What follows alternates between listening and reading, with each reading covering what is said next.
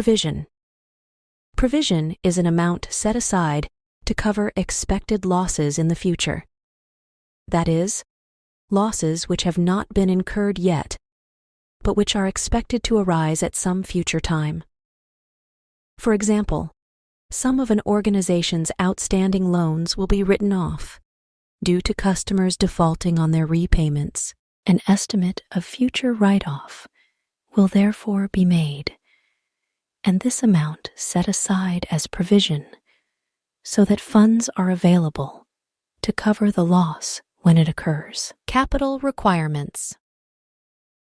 Capital requirements are reserves, in addition to provision, that organizations maintain to cover unexpected losses. That is, costs arising from unexpected events that have not been accounted for by provision.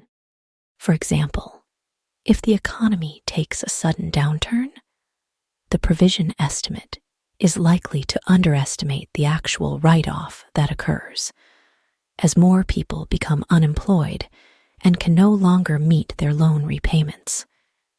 The more capital that an organization puts aside, the better able it is to cover losses arising from unforeseen events, and therefore, the more likely it is to remain solvent.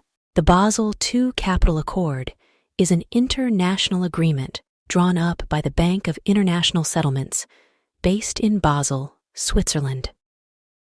The accord specifies the minimum capital banking organizations need to maintain to keep their risk of insolvency below acceptable levels.